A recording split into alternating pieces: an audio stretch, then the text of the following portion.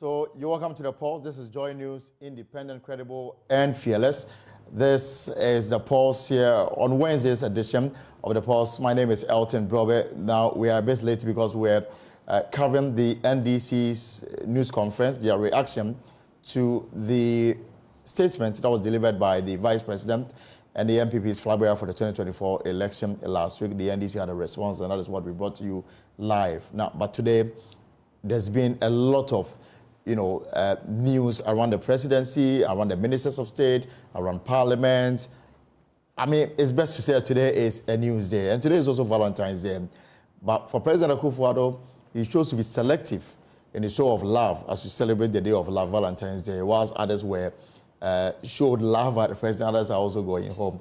Now, after months of public outcry, President Akufo-Addo finally shaked up his government with a reshuffle of his ministers. The biggest one, the removal of Ken Ofori-Atta, his role as finance minister. His place will be taken by Dr. Mohammed Amin Adam, who until his reshuffle was the Minister of State at the finance. So he worked directly under the finance minister, Ken Ofori-Atta. Now he becomes a substantive minister. But where does Ken Ofori-Atta go? Sources within the Jubilee House have told Joy News he has now been assigned a new role. He will become senior government advisor on the economy, which means he will actually advise his successor, his former subordinate, on how he should run the economy.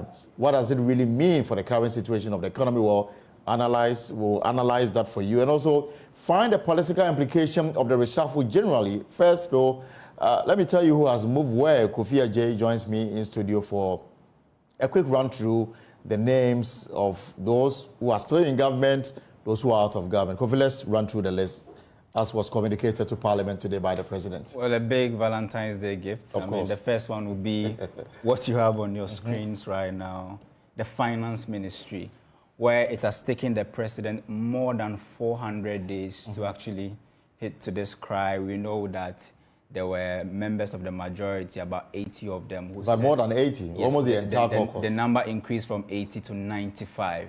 Where they wanted him out simply because they felt that the economy was on its knees because of his poor performance. They wanted the president to take him out as soon as possible. But the president gave them an assurance that they should allow him to, lead the IMF negotiations, and when he's done, he's going to see what he will do. And after 400 days, the president has now decided to change Ken Ofori-Atta and bring in Mr. Amin Adams to take his position. He is done. I mean, we've had the first and second tranche of the IMF, disbursement. So probably the president feels that this will be the best time to let him go. Exactly, to do the substitution. And just like you said, he's not going out completely. He's going to take up a new role at the presidency, and he will keep doing what he used to do to serve the nation. So the biggest one in terms of the Valentine's Day reshuffle has to do with what happened at the finance ministry. And if you ask me, that's what I would say for the start. The finance ministry one is so huge. Let's look at the next one and see. So again, a bit of a background about Dr. Mohammed Adam. Also, he is very experienced in government. Very. When President Kufuor was president, at some point he was the mayor of Tamale. And then when the MPP lost power, the NDC won between 2008 and 2016. He went out to set up his non-governmental organization, a think tank, Africa Center for Energy Policy, together with the current Minister for Railway, Peter Amewu, Member of Parliament for Hawaii. And then when the party came to power in 2017, he was first made Deputy Energy Minister, and then reshuffled to become Minister of State at the Finance Ministry, and now Minister for Finance. In fact, it will be interesting to add that if you look at the whole debt restructuring that we are having to take right now, he's been playing a technical role in terms of how to deal with the restructuring.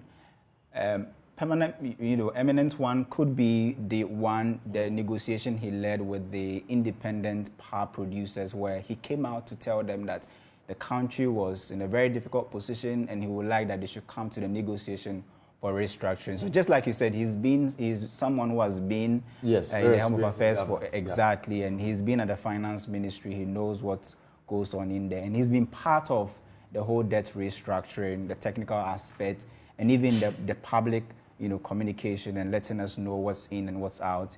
He's been very instrumental in communicating that aspect. So that's what happened at the finance ministry. Ken Ofori-Atta will, be reassigned, just like you said, and Amin Adams will come in to take his position. That's one key substitution we've seen in the current reshuffle. Let's go to other ministry.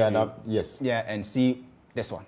Right. The one other ministry that people were also asking for reshuffle was the health ministry. The health ministry, yeah. Because of the COVID-19 Sputnik V deal and all those complications. It got to a point that Akufo-Addo became so unpopular at a point where there was a parliamentary committee that was set up to probe his role in the procurement of the COVID-19 vaccines. And he didn't offer much in terms of explanation how the contract was signed, how much money had been paid, how we're going to receive the vaccines. In fact, there was a lot of, lagness in the entire process. The parliament was of the view that he had misconducted himself as a minister of state, and for that reason, the president should fire him. But it took some time for that substitution effect to also take place. But the person coming to substitute him is someone that I think has gone through all the ranks and files to becoming a proper health minister. And that's Bernard Okoboy, former member of parliament, former deputy health minister, currently the chief executive of the National Health Resources Authority, designated for the Ministry of Health. Yes, so now he is going to take the role of Akufo-Addo to become the new health minister. He's been nominated. We're just hoping and praying that everything will go through. But health ministry is one key place that you can't take out when you are talking about this reshuffling after what happened at the finance ministry. Let's also look at what happened at other places, other ministries. So let's change and see. So Interior Ministry, Ambrose Derry, he's going to the... He's now a Minister of State at the Jubilee House. At the Jubilee House. And one thing that we observe is that I think Catherine Afeku is still there as the Minister of State at the presidency. No anymore. Not anymore. So Ambrose Derry is now going to take that position. And then his position will be taken by the current Greater Accra Regional Minister, who is the President of Henry Korte. He will be going to take the position of Ambrose Derry as the Interior Minister. And I think his position will be taken by Titus Global, right? Yeah, the former member of parliament for Tema West, currently chief executive of VALCO, and now will be taking over as the Greater Accra Regional Minister. Absolutely. So Interior Ministry, there's also some shake-up there. Let's look at the next ministry, which this one I call the perfect substitution, where, perfect in the sense that a deputy takes over from his boss. Minister. Absolutely. And his boss moved to the Works and Housing Ministry. Absolutely, has been reassigned to another position. She knows how the ministry is run. She's been she's been the deputy minister for a while before moving to the Ministry of Information as deputy minister. She was deputy director of communications at the Jubilee House for the president. So clearly, she's been in the space for a while now. It could be some perfect substitution there. Kojo Nkrumah will now be the Minister for Works and Housing. Which I think that... it will take over smoothly because he's already a minister. He's already been vetted by Parliament. His suitability has already been established, so there's no need to go through the vetting again. So I expect that tomorrow we'll start, even today, we'll start working from the Ministry of Works and Housing. Let's look at another ministry. One other interesting place is Kwesi Amwakwata, who... The Minister for Roads. Yes. You're giving me some backgrounds. Yeah, Tiwa West, member of Parliament, and clearly he had indicated that, he needed to take time off to deal with, some issues, private issues. Yeah. So, he was not going to be able to give his full in the running of the ministry and to help the government achieve its aim in the road sector. So therefore, it became clear that he wasn't going to be able to give his full.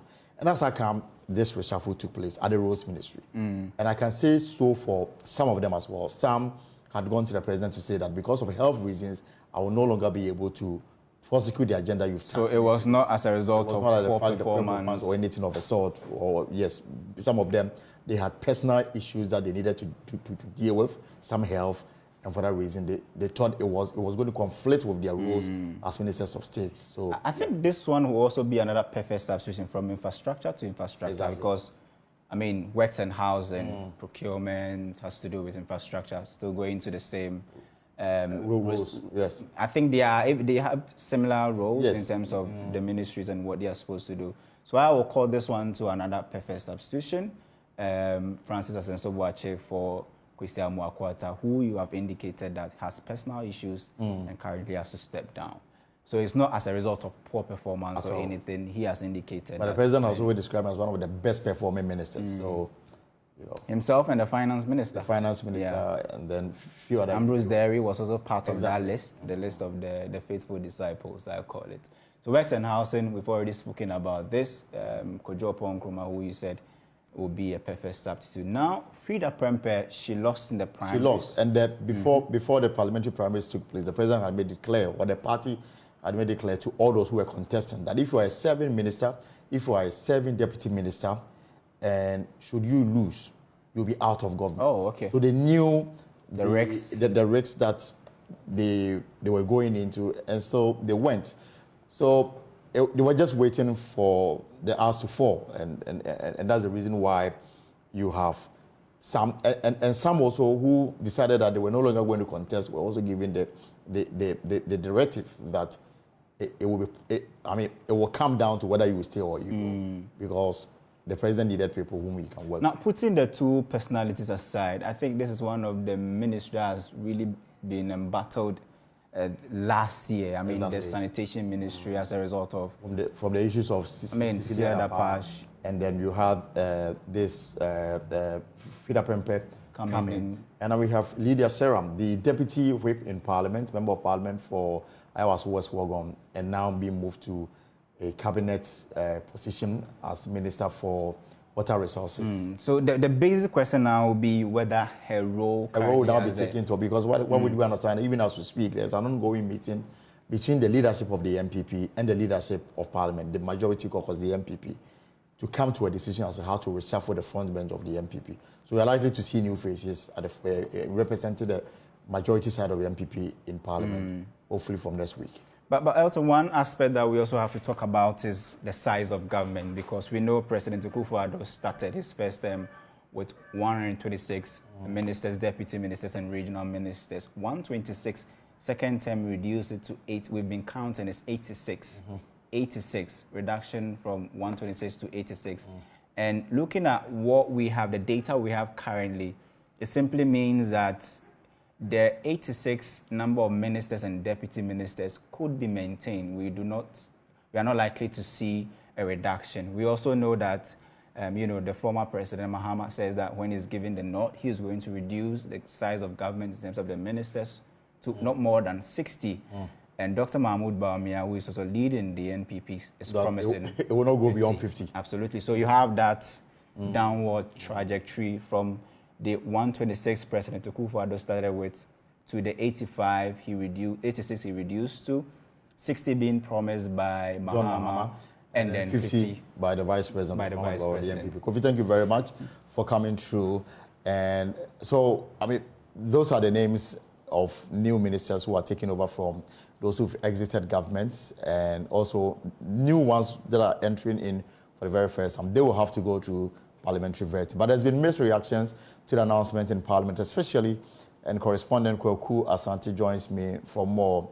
And we're going to have Kweku Asante shortly. But Dr. Osai Kwapon is Director, Democracy Project at the Center for Democratic Development, and he joins me on the line. We will have him shortly as well. But remember that the Speaker of Parliament referred the communication that came from the President to the Appointments Committee. And as you may be aware, the Parliament Standing Orders is going through some revision.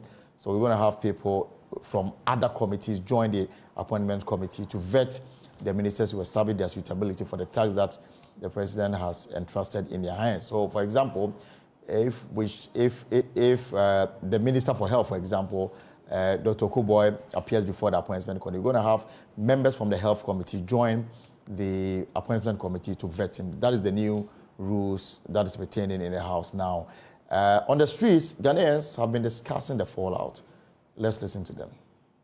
I am indifferent about it. Really, I think this government, I don't know if they really want to do anything. They've spent more than 7 years without doing anything. So it's like we're just 7-10 months. What can you do? Ghanaians and myself, I think we are just waiting for just one day.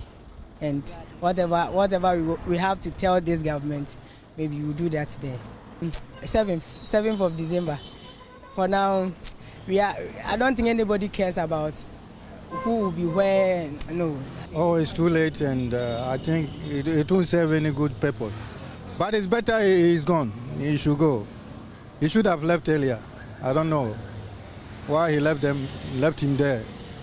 It's too long. He has delayed us. And then is he going freely like that? There should be questions on him, because most of our financial woes are from him. That is what I know and I believe. His bank is working, but other banks are closed. Why? It demands explanation. Huh? His own too should go to be probed. He should be made accountable. It's too bad. We are suffering too much. I was really surprised. It should have come way earlier. My personal opinion, I think it's a strategy towards the election. So it should have come way earlier when the people were yearning for it. That's when it should have come. But at the same time, we move. We are hoping for the best. We are expecting more from those who have taken over to us. So. For me, I was not expecting anything like that. But in my opinion, I'm a Bible guy, so let me relate this to the Bible. Moses in the Bible, he was leading the Israelites, and then unfortunately he did something. God called him. It was unexpected, and then he left. God selected someone who is Joshua to come and lead, and then yes, so Joshua came to do better things and then like bigger things. So we are hoping for the best. Because if Ken Ofori-Atta is gone, we know that the next person is coming to do what Ken didn't do, and then it will help Ghana move better. So anything is possible. So let me take you back to Parliament now, because Kwaku Asante, our parliamentary correspondent, joins me via Zoom. Kwaku, you're welcome to the poll. So tell me, how are members reacting to this late announcement by the president, if you like? So, Elton, in Parliament, there have been mixed reactions to this. The majority MPs really feel like this is a welcoming development, while NDC MPs feel like this is long overdue. I've spoken to about 4 NDC MPs who have all said they believe President Akufo-Addo's changes are long becoming. Babylon Mitakana talks about the health minister and why the president should have sacked him when Sputnik deal was at the height of events. Murtala Mohammed talks about the finance minister who is being promoted to the office of the president, says he's still going to be in charge of the finances of the country, away from the pressure. So, in terms of the NDC MPs, their concerns are that this is coming in a bit tad too late, and they believe this is just an election-winning gimmick. So many NDP MPs are just being put in places where they can get enough resources to be able to move in and go and win in the 2024 election. So they believe this will not make any changes to the economy, but they believe substantively the president has delayed in bringing this. So what then happens next? I know that the referral was done by the Speaker of Parliament to the Appointment Committee. Now you have a new standing orders that has some guidelines regarding how this should be done on the floor and at the committee level. So walk us through the process from today. Yes, the Speaker of Parliament has been sending a major appeal to the leadership of the House to bring in the new members so that they can reconstitute the committees of the House. According to the new standing orders, the Appointments Committee of Parliament will now be made up of the leadership on both sides of the House, and then they will draw members from sectors that are coming before it. So let's say there's a vetting to be done on a Greek ministry, for instance. The leadership of the House will be on the committee to be chaired by the First Deputy Speaker. Then they will call members from the Greek committee to join. We've seen the links that have come out, information, ministry, will be a person from the information ministry will be vetted. And so they will draw members from the communication committee with an oversight responsibility over that. Dr. Bernard Okoboy will be vetted for health ministry. That would mean that they will have to co-opt members from the health committee to join the leadership of the House, who now forms the core of the appointments committee. So the Speaker of Parliament has now made a referral, and we know that time is of the essence. These ministers have just about 10 months to be in office. That means the vetting would have to be done early enough. It has to come to the floor for a vote. We don't even know if the minority will decide to vote for them or not, which will lead to some standstill in the House if it comes to that. So that has to be done quite expeditiously to ensure that this moves forward. And so that referral has now been made, and we expect that within now and the week ending, we can have the recomposition of all these committees according to the new standing orders. And as soon as next week, public hearings will be held in terms of these appointments, and then a vote will come. Mind you, Parliament will just be sitting for 7 weeks. This is the second week. They have 5 more weeks to go. And so if this delays, it will mean a lot more time is being whittled away from the time that these new ministers, especially those ones that will have to come to Parliament to be vetted. And mind you, the changes were to take immediate effect. And so there are currently some ministers that do not have ministries, as you see, that do not have substantive ministers because of the changes that have come into the health.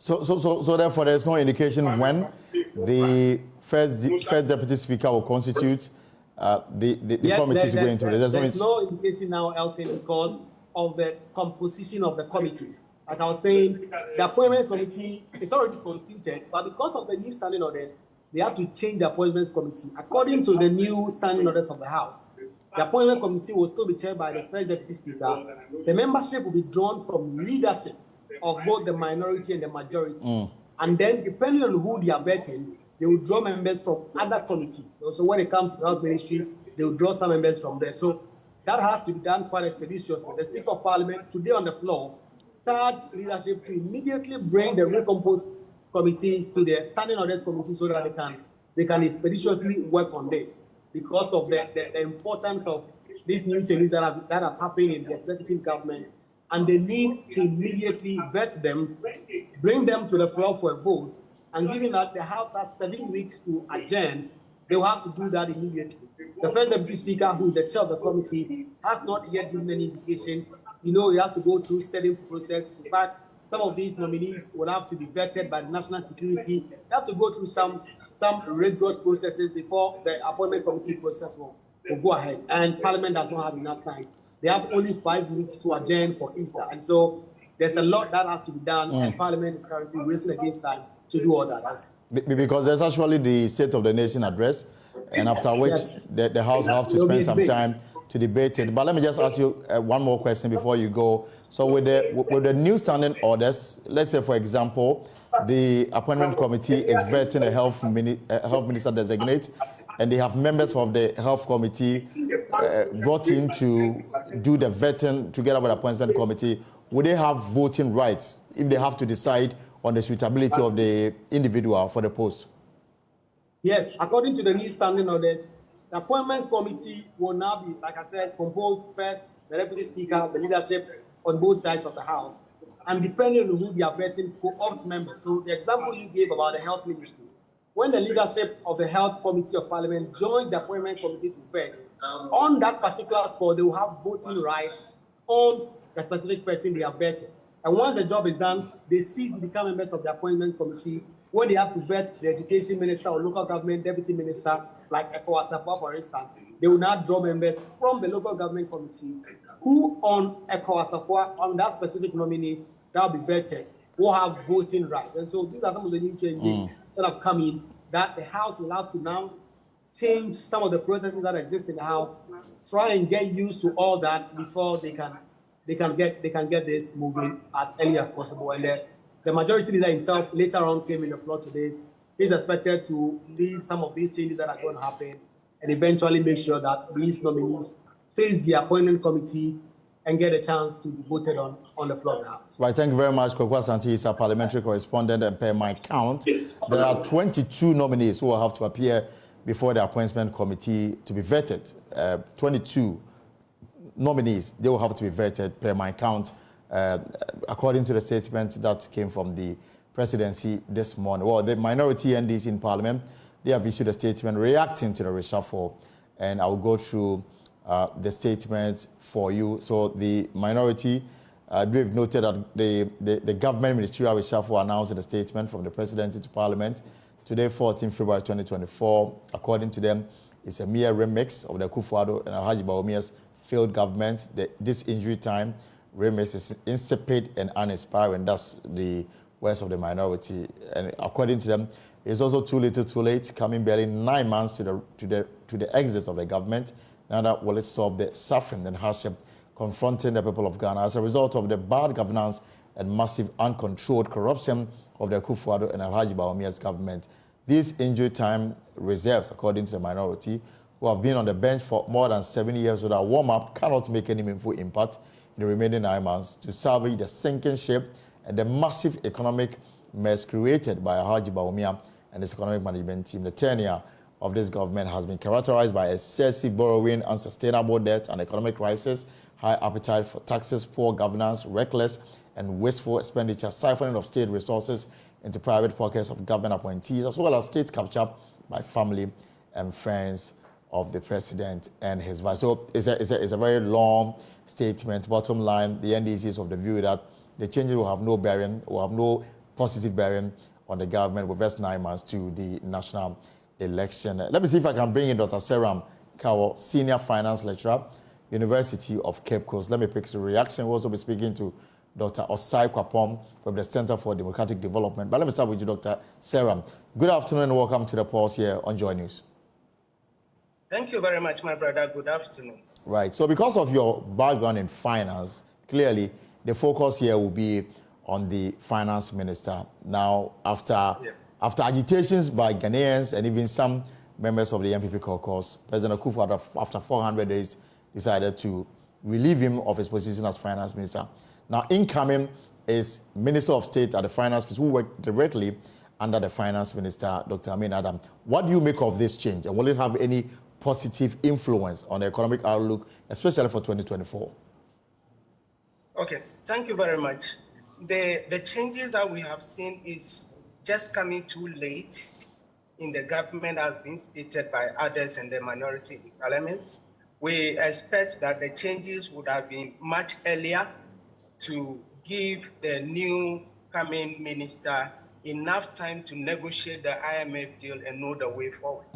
Now, having read the budget, having agreed with IMF what we are going to do, it means that the new minister would only have to come in and ensure that the implementation of the budget and the IMF program run to its smooth success.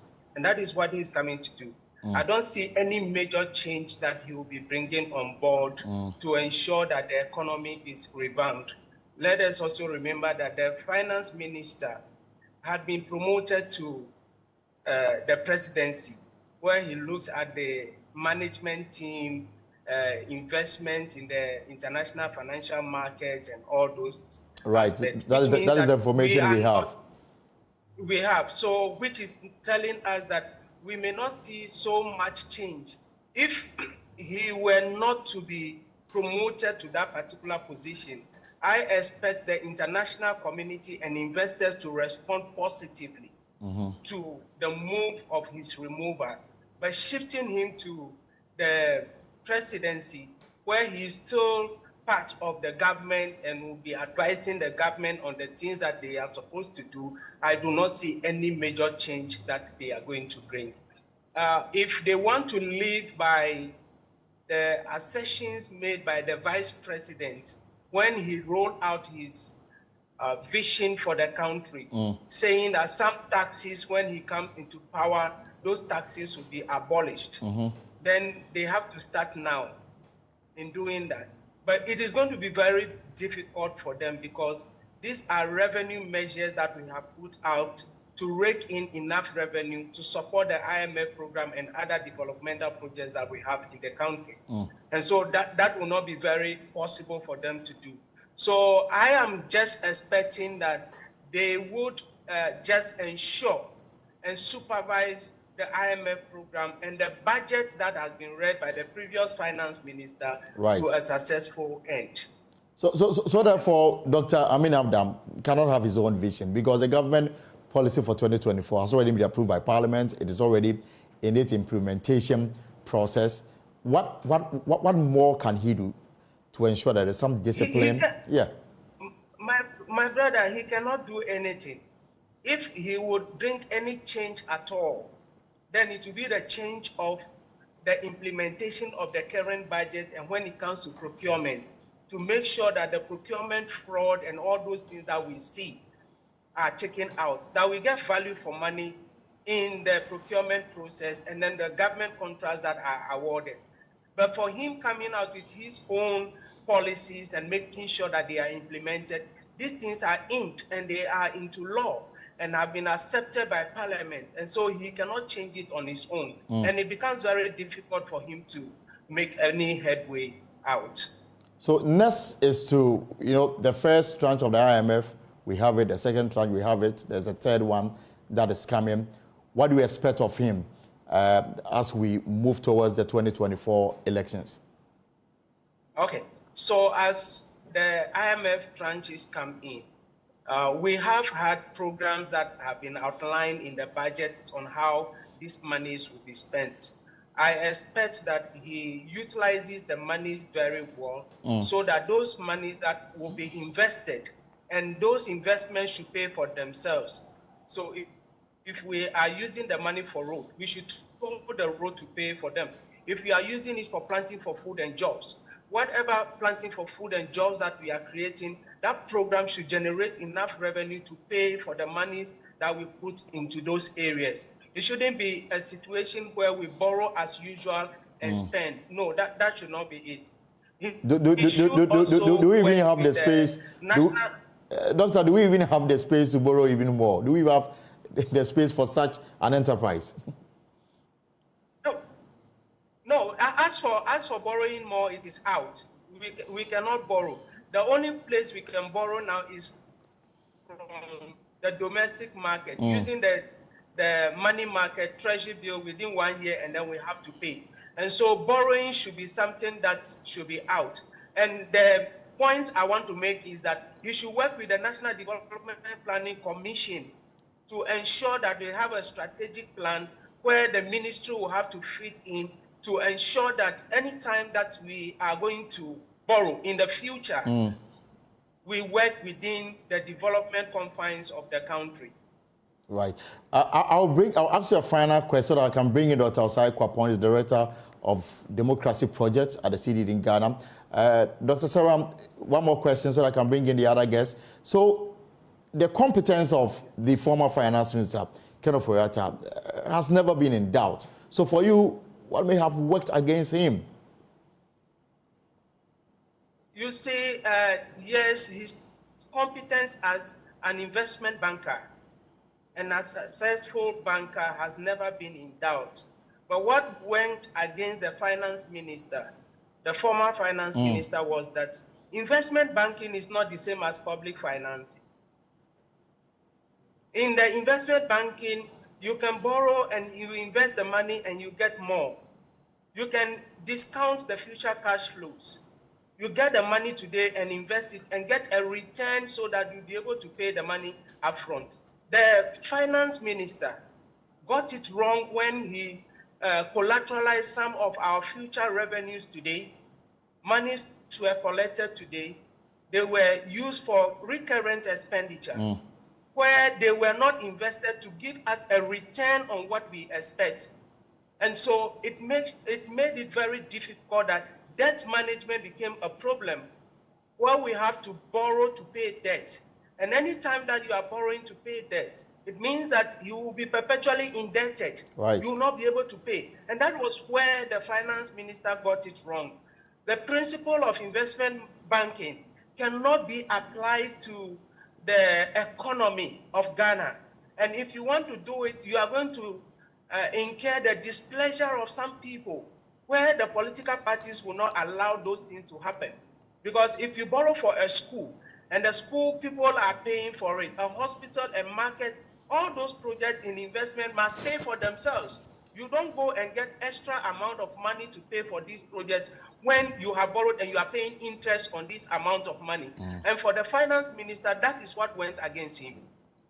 Right. So, Dr. Sarah, I'll come back to you. Maybe we can find out whether he should leave government entirely, what you make of his new role as an advisor for the president. But let me bring in Dr. Osai Kwapon, Director, Democracy Project at the Center for Democratic Development.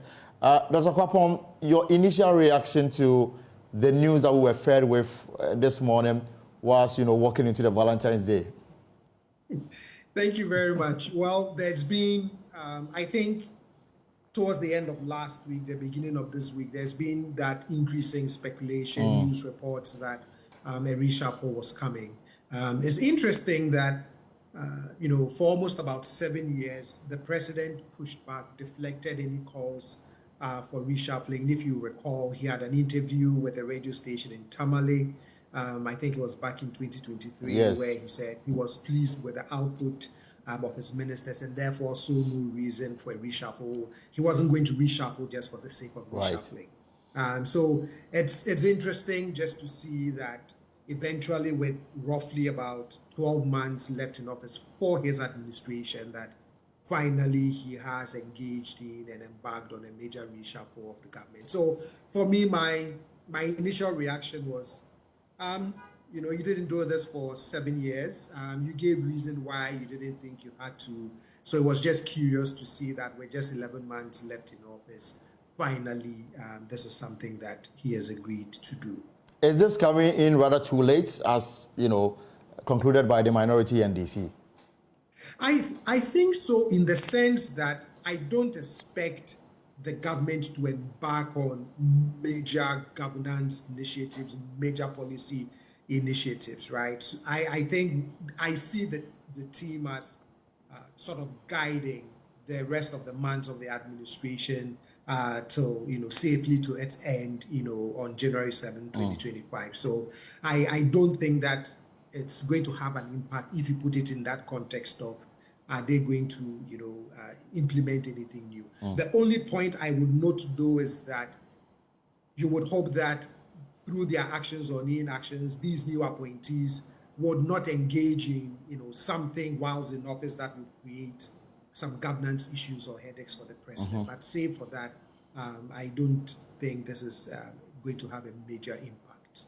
But politically, let's look at the implications of this. The MPP, they have a new candidate going to the 2024 election.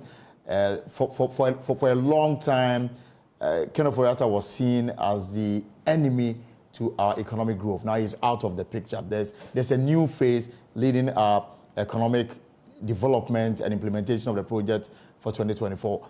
To what extent will this have an impact positively, as far as the governance of this particular administration is concerned and going into the next election?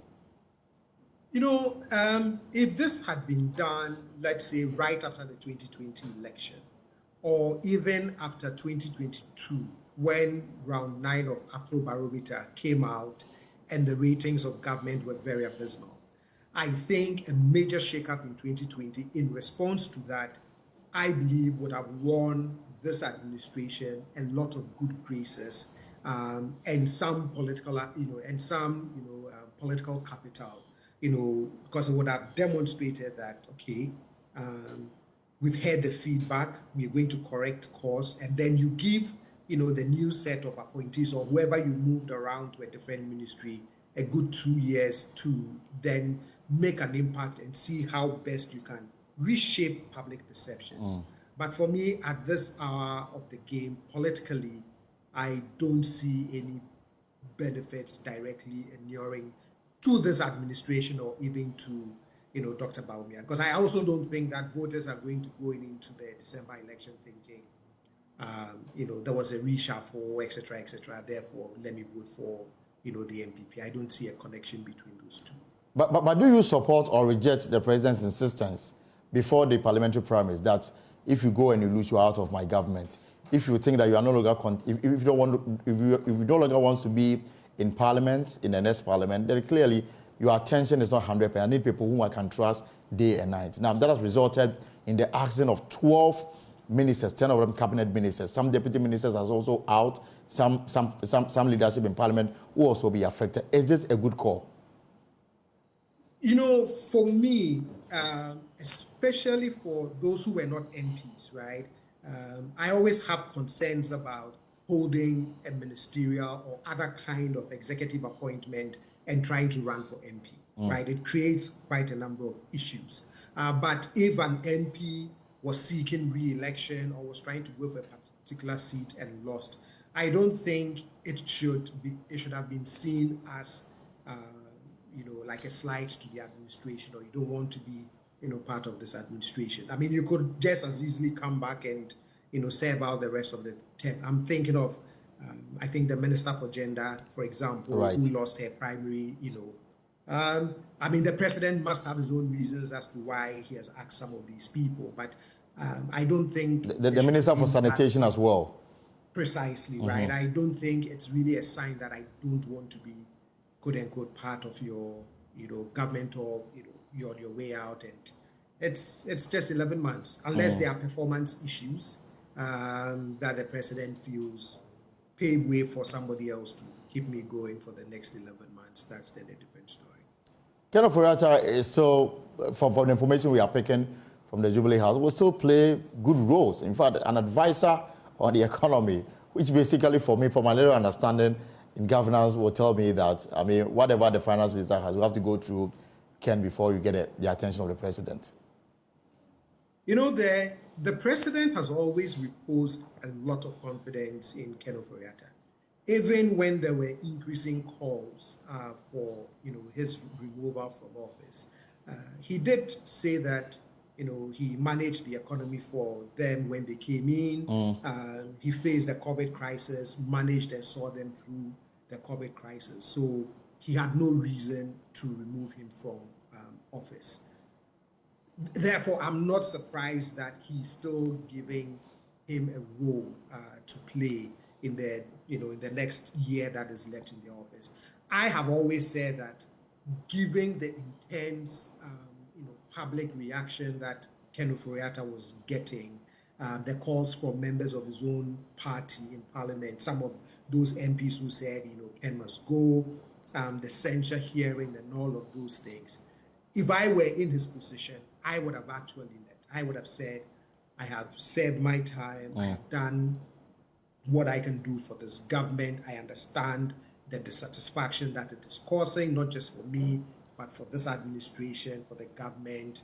Mr. President, thank you for the opportunity to serve, and at this time I want to lay down my tools and let somebody else pick up from there. But we are all different. We all have different dispositions. I'm not a fighter. I like peace. And so sometimes for the greater good and for the greater good of the administration, the party, I would have said, let peace reign and let me reign. But again, the president has a lot of confidence in him. So I'm not surprised that he's still going to play a role for the president in the next year that is left. So, my final question will be, did the president miss a golden opportunity to reduce the size of government? Remember, the size of government has become a major political tool. John Mahama says that I'll bring it to 60. Dr. Mahmoud Bawumia said it will not go beyond 50. Now, President had an opportunity to reshuffle. Did he miss that golden opportunity to say that we are giving meaning to what our leader wants to achieve in 2025? I don't think so. He doesn't have that political incentive at this point to do that. His time is almost over. Let this issue be, a political issue for those who are aspiring to succeed him to resolve. All right. Thank you very much, Dr. Osei Kwapong, Director Projects at the CDD. Let me pick a final words from Dr. Sarah. Dr. Sarah, we are in 2024. The electioneering campaign is going to heat up. The economy is going to be a major reference point as far as deciding how voters are going to vote. We are under an IMF program. We have a new finance minister. He's not new in government. He's very experienced. During when the former President Kufuor's time, he was mayor of Tamale. When Akufo-Addo came to power, he was first made Deputy Energy Minister to Minister of State at the Finance, and now the Substantive Finance Minister. The economy is key. What do you expect as we roll towards 2024 with all the things, the IMF program, Today, we're told that inflation has gone up slightly. What do you expect as we move towards the elections? Okay. As we move towards the election, one of the key issues that we have to look at is our exchange rates. The exchange rate, in the sense that we depend so much on imports from other countries. And the exchange rate has been fluctuating, and recently there has been surge on the rates that we have. Government needs to look at the pegging of the duties that importers pay at the various ports on the exchange rate. And so we need to look at that. We need to look at the duties that are paid. We need to look at the taxes that have been imposed on businesses and individuals in this country, because these things are very key and they affect the very fundamentals of our economy. As we speak, government is crowded from the international financial market, and so they are now borrowing from the domestic market. Right. Making interest rate very expensive, crowding out domestic investors in terms of the entrepreneurs and small-scale businesses that we have. I believe that government will need to work hard to make sure that they reduce the rate at which we borrow. We negotiate contracts that will inure to the benefit of our country in terms of gold, oil, bauxite, and all those things. We need to make sure that we do that. If only that will be applicable, which I doubt they will be able to do, because the selfish interests of those in government outweigh the interests of the Ghanaian population. We also need to work hard to reduce the prices of food items on our market. Okay. And so how do we do that? The policy on planting for food and jobs must be well implemented. That the farmers who have the large amount of land to cultivate are the ones who benefit from it. We need to provide them enough subsidies and making sure that they have mechanized form of agriculture in the country so that they can plant on a larger scale, so that we will be able to have bumper harvest just after the rainy season. That will go a long way to reduce the food items that we have on the market. Right. And if that happens, we are going to get the rate of inflation reducing over time. I also want to urge government that policy implementation is very key. The way you implement the policies must be well communicated to the citizenry, so that everybody is aware that these are the policies and these are the expectations from them. Announcing policies when it is budget statement and then we want everybody to take it immediately becomes problematic. Let us have discussions on them. Let us have the town hall meetings on some of these things. Let the people make input, review your policy and bring it out, and let all of us accept that this policy that you are bringing, we've all bought into it and our ideas are part of it. These are the expectations that we have, so that we will be able to implement these policies successfully. Right. Thank you very much, Dr. Seram, economist with the University of Cape Coast. We'll be looking at, yes, the reshuffle that was announced by President Akufo-Addo this morning. But let's stay a little longer on this matter, because the Member of Parliament for Ketu North, James Avedzi, has described the government reshuffle as long overdue, as he urged the new ministers designated not to rush to initiate new policy programs in the next 9 months in office, but focus on completing ongoing projects in their term in office. He spoke to my colleague James Avedzi in Parliament earlier today. We have been calling for a reshuffle of the ministers for a very long time now. The President didn't listen to any of these calls. So finally, the President has done it. But my first impression, or general impression, is that it came too late. This reshuffle should have been done long ago. Because, look, the President was in power for first 4 years. He never reshuffled his cabinet ministers. Then another 4 years was given to him. We are calling for reshuffle because people have sat on one ministry for long. They became too used to the system.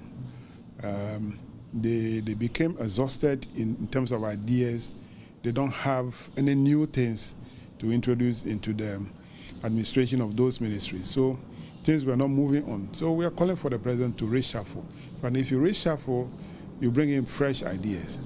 But the president didn't listen to us. So now that he did it 10 months into the election, it came too late. So my impression is that it is too late. But, well, it has come. But it is too late. I wonder if the new ministers who have come on board will be able to do anything meaningful that will benefit the people of this country. What they say, I'm sure they have some 8 to 9 months, approximately, or 10 months to stay in office before an eventual either total change of government to bring in another government or to continue on a fresh page. Within this 9 to 10 months, what would it add or subtract to governance and leadership? Well, it will add some level of changes because, as I said earlier on, ministers who have now come on board or have now given a new portfolio will now come with a new ideas. But you know, it takes some time for new ideas that they will bring on board to manifest.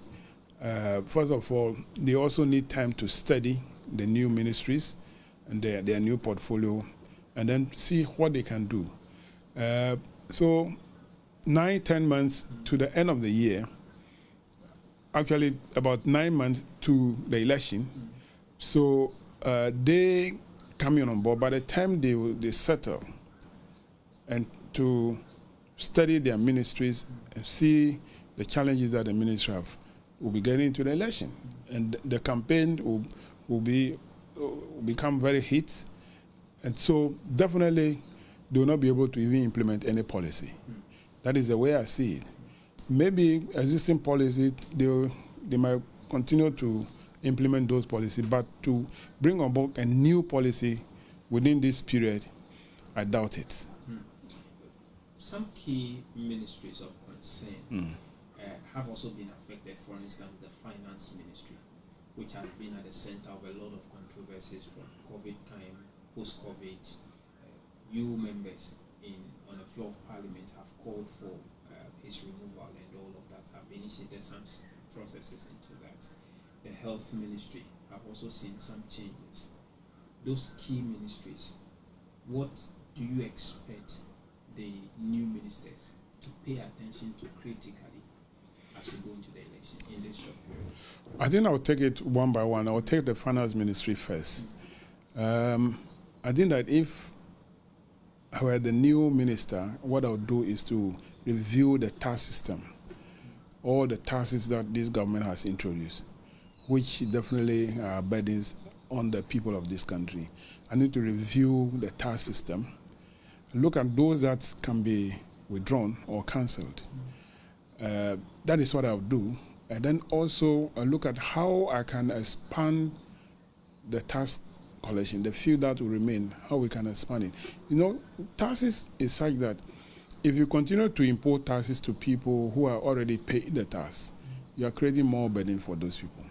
But there are other people who also earn income, but they're not taxed. So if you're able to expand the base and then reduce the rates, people will feel comfortable to pay their tax. And once the base is big and the rate is low, you still achieve the revenue that you want. But because we have failed all the time to work on the base of our tax collection system, that is why we always want to introduce new taxes, and the people who have been paying the existing one will continue to pay those one also. And that's so I would advise that the new minister look at the tax system and see what you can do. The second thing I can do is that this is an election year. There will be pressure on the minister where current government will want to spend to impress on people.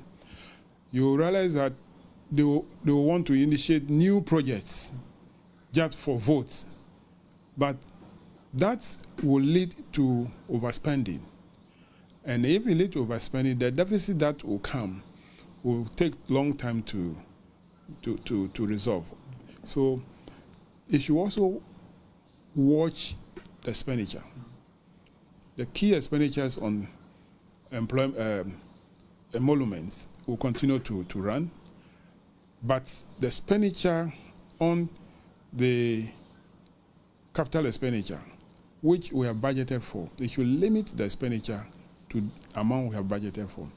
They shouldn't allow to go and initiate new projects, give contracts, especially for road.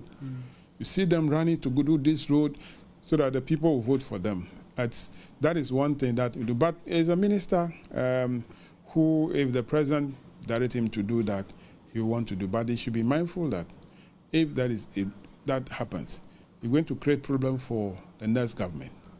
That will come to them. Whether they will continue as government, which I don't believe will happen, is that there will be a very big hole to fill. But if they think that, oh, let's do it, we are losing the election, let the next government, which is NDC, come and fill the gap. That is what, maybe that's what they'll be thinking. But I think that if the new government come to place, which definitely I wish and I hope Ghanaians will vote for NDC, come to back, we will have to study and see how we can resolve those, to fill those gaps and then make life comfortable for Ghanaians. James Avedzi, chairman of the Public Accounts Committee, also sharing his thoughts on the cabinet reshuffle announced by the president this morning. My name is Elton Brobe. This is the pulse here on Joy News. Now, from an initial cohort of 100 persons in 2004, over 25,000 persons living with HIV have been placed on the HIV antiretroviral treatment, thereby reducing the morbidity and mortality rate of the virus. According to the Director General of the Ghana Health Service, Dr. Patrick Kumar-Boaje, new HIV infections are seemingly decreasing due to the ARV and other preventive measures. He was speaking at the antiretroviral treatment at 20 media launch to commemorate the strides achieved pertinent to HIV antiretroviral treatment in Ghana. In September 2000, the Ghana AIDS Commission was established, and its responsibility was to coordinate the multi-sectoral response, which was critically needed.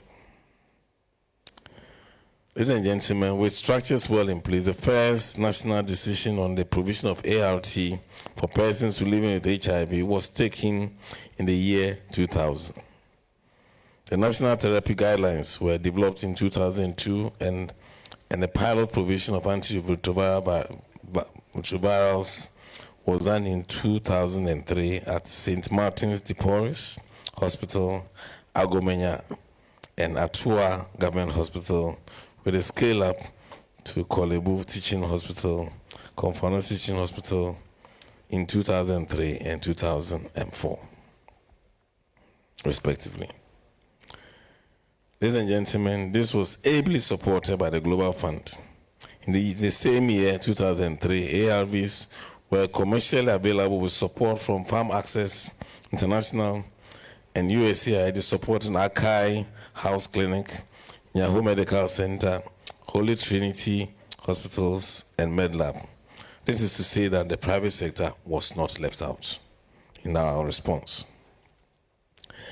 The treatment acceleration project by the World Bank also came in with support for testing approaches meant to scale up treatment to the public-private partnership in facilities like Family Health International, Private Enterprise Foundation, the Catholic Health Services, to mention a few. They also provided institutional capacity for treatment through the World Health Organization, and they facilitated the learning from treatment as prevention type countries.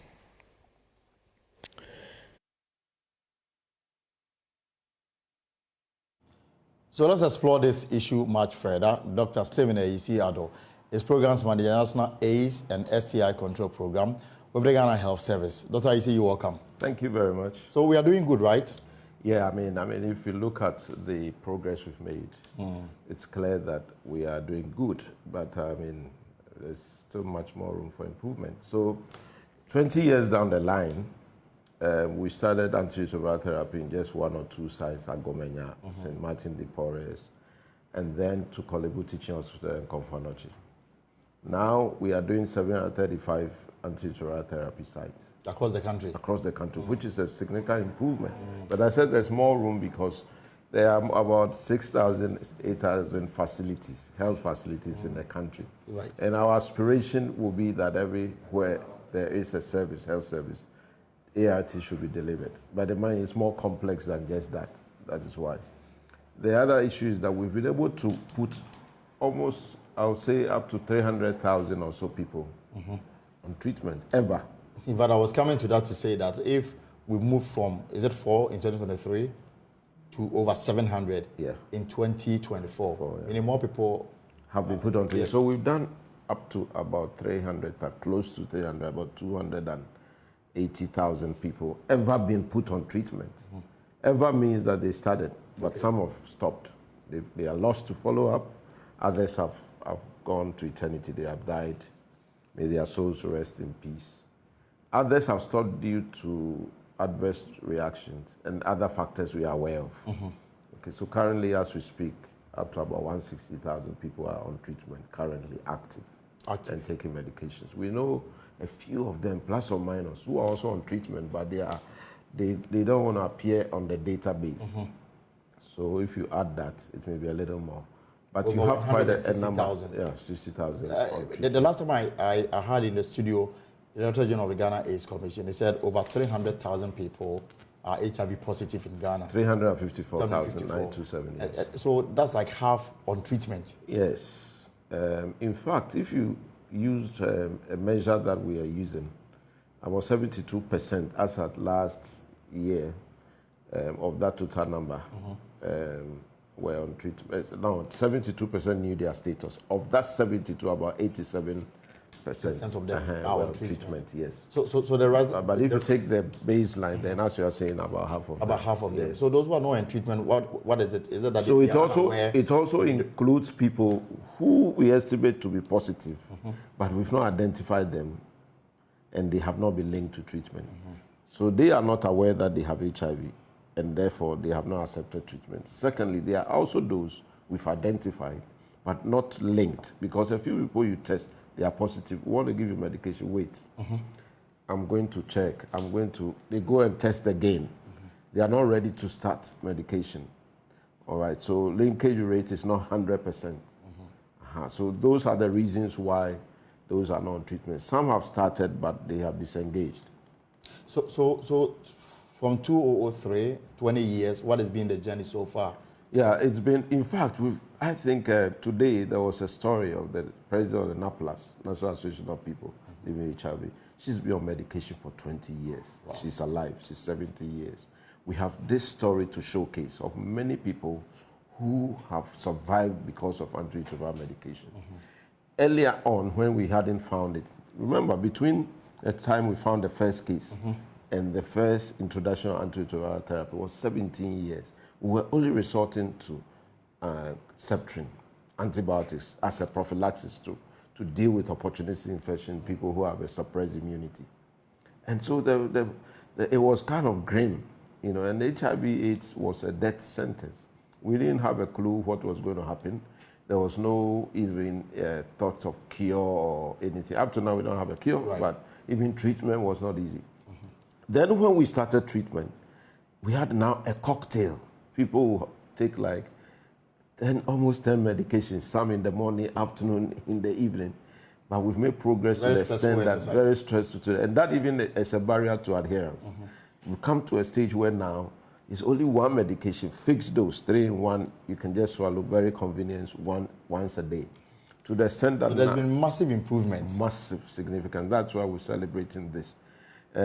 Even in the past, I mean, the difficulties of accessing the medication, all right, it was only limited to a few facilities. And the stigma associated, to the extent that now we're even attempting community distribution of ART.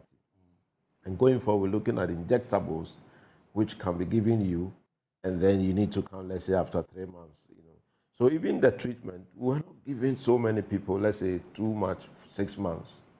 Now we're doing what we call multi-month dispensing, where you can take for 6 months. Okay. And you just come in, if you are fine, we just give you another 6 months. All right, so we've made a lot of progress. I mean, from testing to the treatment And now even the whole issue about the treatment, people were afraid. And we used to experience something called the immune reconstitution syndrome.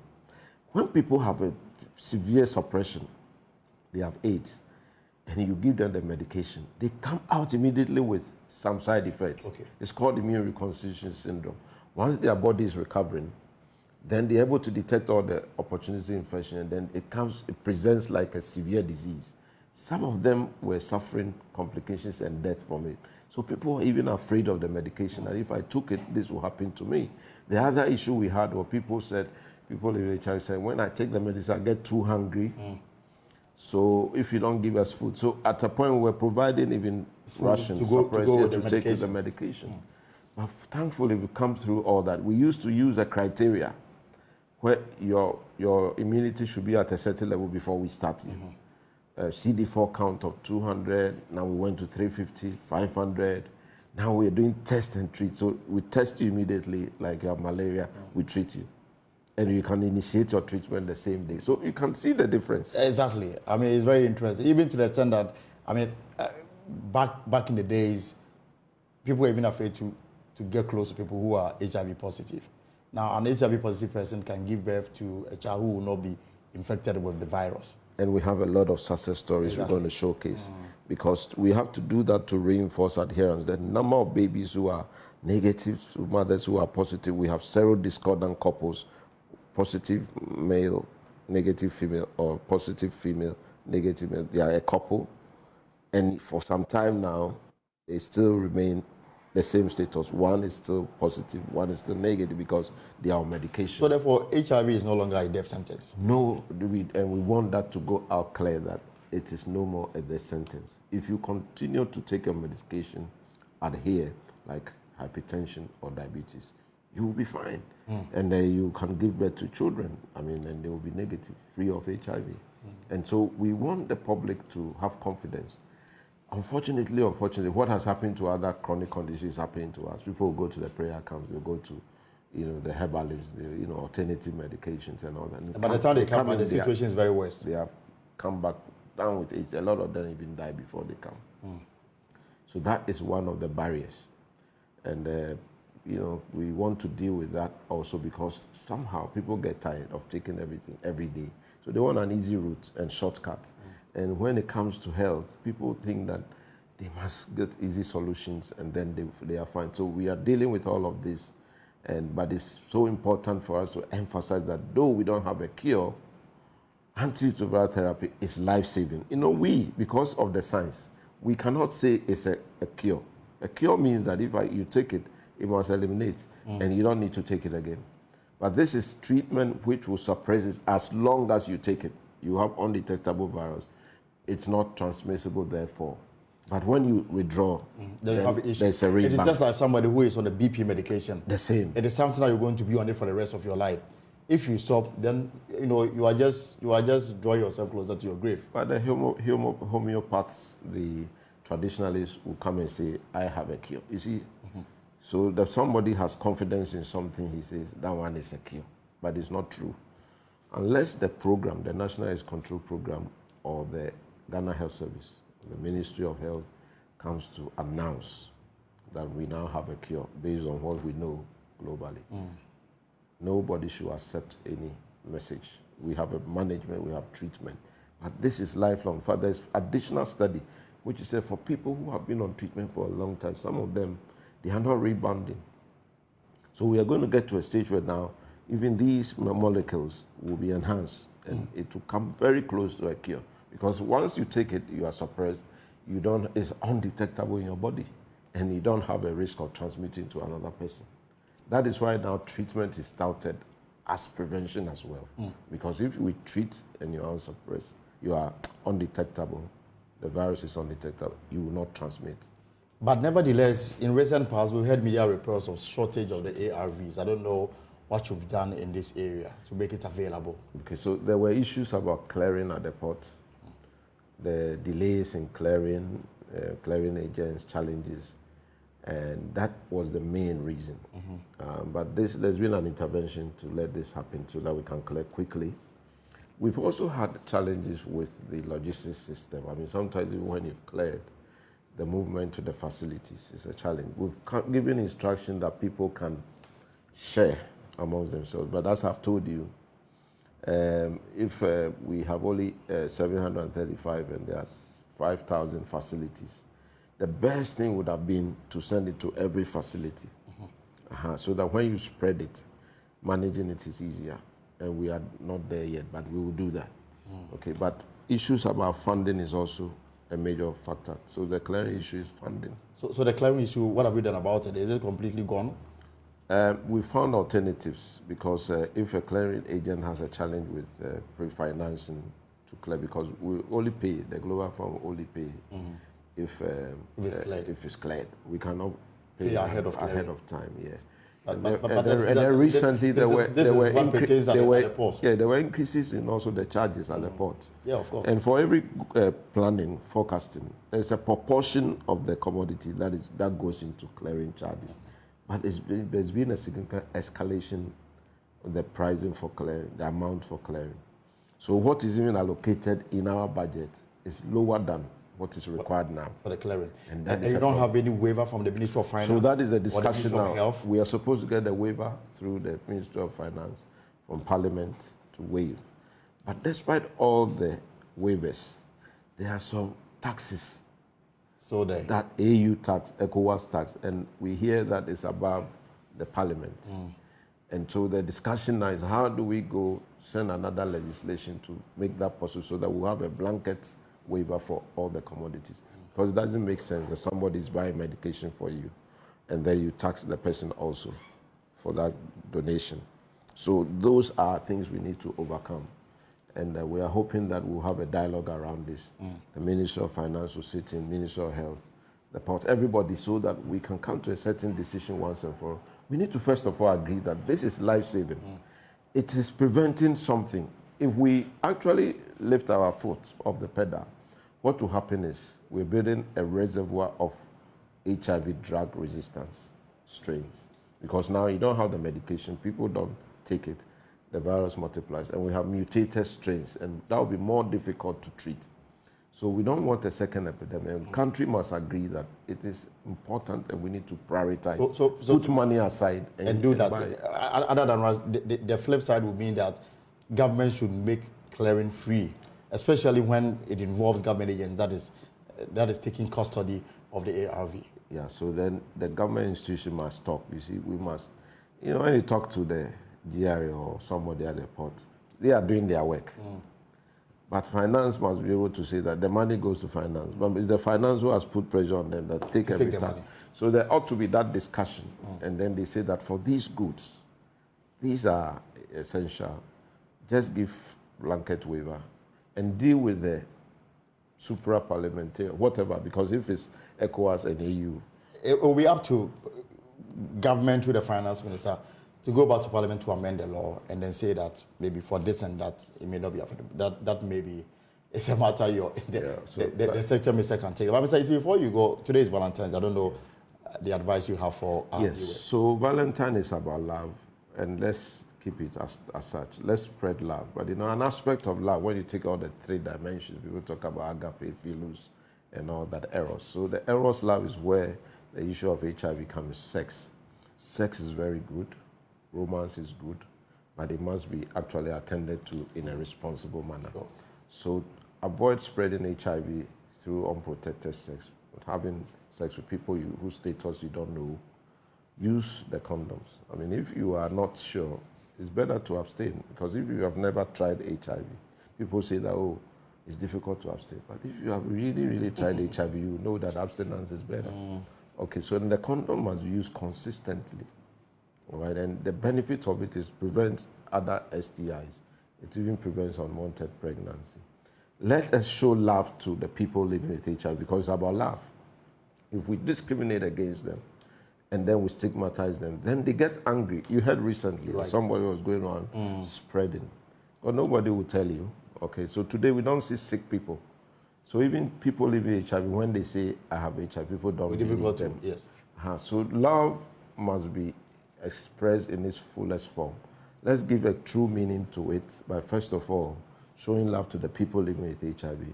Let our actions of love be free of risk so that we don't spread HIV or contract HIV, but rather spread love. Let us, our language be actually laced with love. Let's encourage people who have HIV. Let us support people who want to marry, who even have HIV. And this is a message to the pastors, because love is bigger than HIV. All right. So if somebody is willing to lay down his life for the other, let's rather support them. Let's not deny them conjugal opportunities because of that. Let us continue to show love by contributing to the national response. Sure. And let's contribute, because it's about your friend, your family member. It's about somebody you are not taking, you are taking for granted. It's about somebody who may become your in-law. And the generation today, young people, are not aware. So let's do everything to demonstrate that our love is not by talk, it is by action. All right, thank you very much, Dr. Stephen Akufo-Addo from the Ghana Health Service as we celebrate 20 years of ARV in Ghana, ARV treatment in Ghana. Thank you so much. You're still watching the pulse here on Joy News. Let's move our attention as we still celebrate love globally. The Member of Parliament for Finso South, Isaac Yaopoko, is one in Ghana, may not be able to produce up to 500,000 tons of cocoa this season. The regulator cocoa board said it expects output to reach 800,000 tons.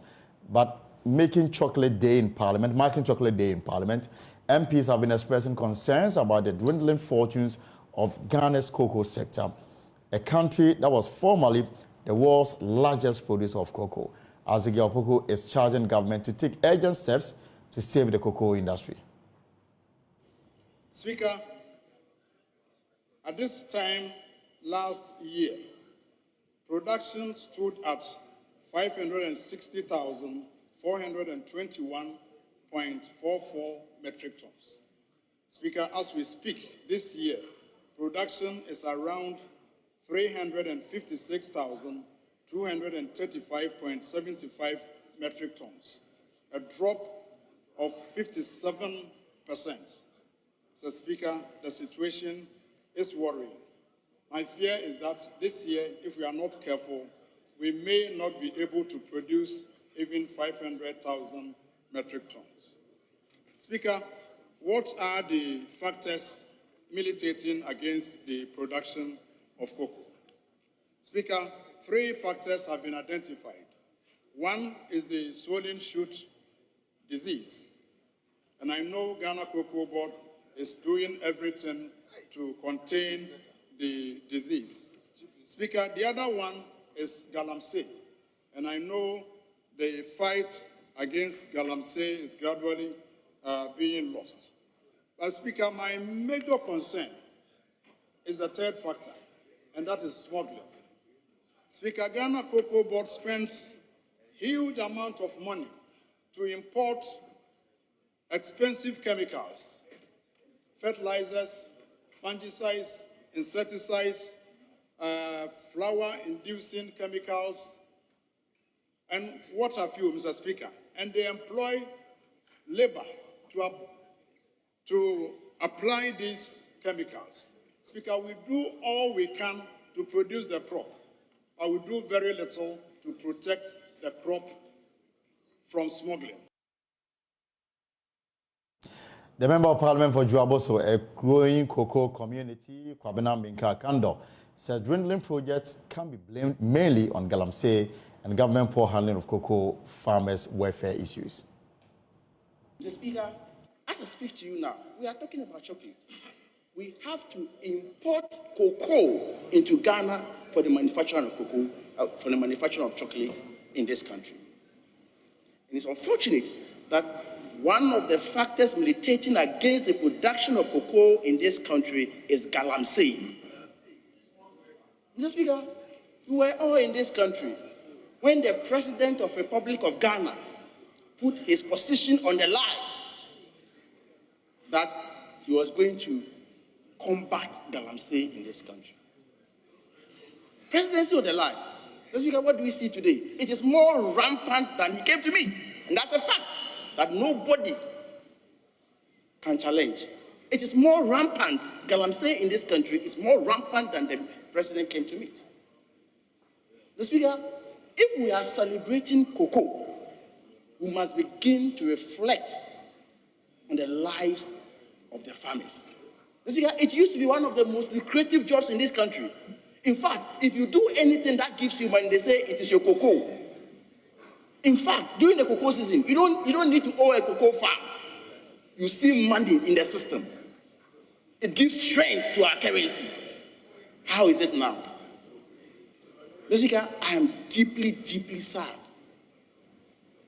Now, people are giving out their cocoa farms for galamsey with impunity, largely because of how cocoa farmers have been treated in this country.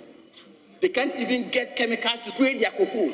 A deduction that has been made from their produce. They can't get fertilizers for their cocoa.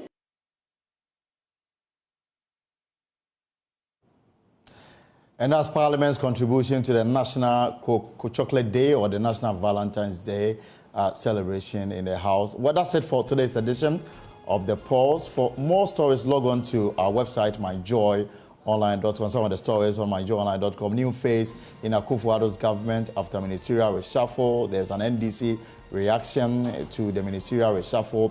Log on to our website, myjoyonline, for this story and more. My name is Elton Brobe. See you tomorrow for another exciting edition. Have a good evening.